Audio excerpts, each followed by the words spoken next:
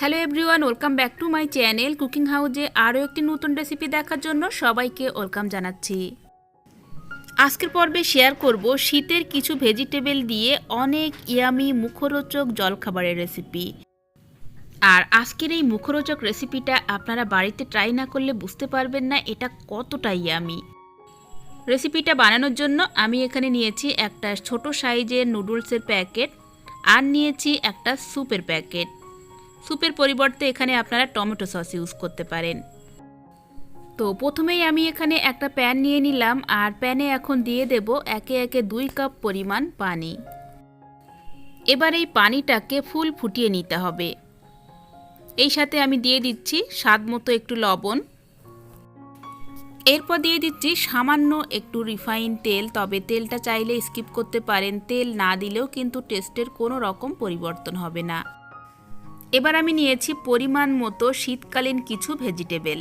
আমি এখানে 2 টেবিল চামচ পরিমাণ নিয়েছি বিনস, 2 টেবিল চামচ পরিমাণ নিয়েছি পেঁয়াজের কলি, 2 টেবিল চামচ পরিমাণ নিয়েছি বাঁধাকপি কুচি, 2 টেবিল চামচ পরিমাণ নিয়েছি মটর, আর কিছুটা নিয়েছি ব্রোকলি কুচি, ধনিয়া পাতা কুচি নিয়েছি 1.5 টেবিল চামচ পরিমাণ, আর গাজর কুচি নিয়েছি, আর নিয়েছি কাঁচা লঙ্কা কুচি।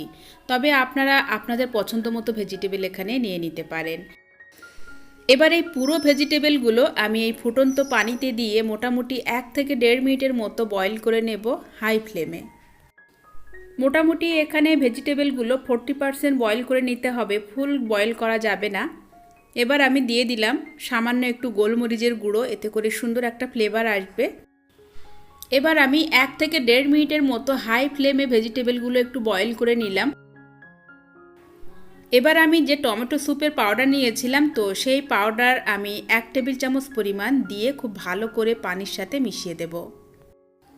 এখানে আবারও বলে রাখি, আপনাদের হাতের কাছে যদি টমেটো স্যুপের পাউডার না থাকে সেক্ষেত্রে আপনারা 2 টেবিল চামচ পরিমাণ টমেটো সস আর 1/2 টেবিল চামচ পরিমাণ কর্নফ্লাওয়ার অল্প পানিতে গুলে নিয়ে আপনারা সেই লিকুইডটা দিয়ে দেবেন। এবার আমি দিয়ে দিলাম 1 চা চামচ পরিমাণ কাশ্মীরি লঙ্কা পাউডার, এতে করে স্যুপে খুব সুন্দর একটা কালার আসবে। তো এখানে স্যুপটা কিন্তু অনেকটাই রেডি হয়ে গেছে, প্রায় 50%-এর মতো ভেজিটেবলগুলো বয়েল হয়ে গেছে। আর এখন দিয়ে দিলাম একটা ছোট সাইজের নুডলসের প্যাকেট, তবে আপনারা আপনাদের প্রয়োজন অনুসারে নুডলসটা নিয়ে নেবেন। তো নুডলসটা দেওয়ার পর এখন খুব ভালোভাবে একটু নাড়াচাড়া করে নিচ্ছি। মোটামুটি 1 থেকে 1.5 মিনিটের মতো হাই ফ্লেমে জাল করে নিলেই কিন্তু ভেজিটেবলের সাথে নুডলসটা খুব ভালোভাবে মিশে যাবে।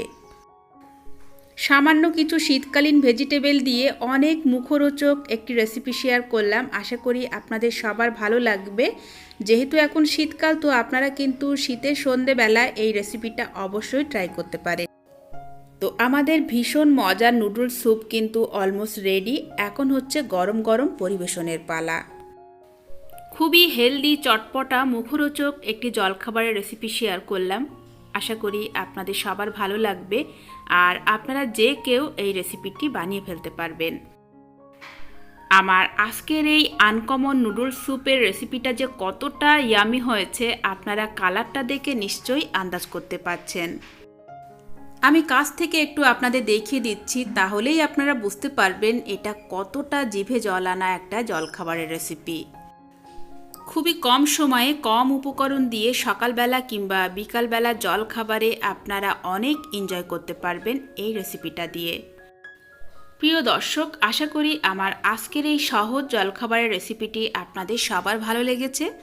ভালো লাগলে অবশ্যই একটি লাইক করবেন এবং এরকম নিত্য নতুন রেসিপি পাওয়ার জন্য আমার চ্যানেলটিকে প্লিজ সাবস্ক্রাইব করে রাখবেন এবং সেই সাথে রেসিপিটি ভালো লাগলে কিন্তু প্রিয়জনদের সাথে শেয়ার করতে পারেন। আজকের মতো বিদায় নিচ্ছি, সবাই ভালো থাকবেন। ফিরে আসবো আগামী পর্বে নতুন রেসিপি নিয়ে। আল্লাহ হাফেজ।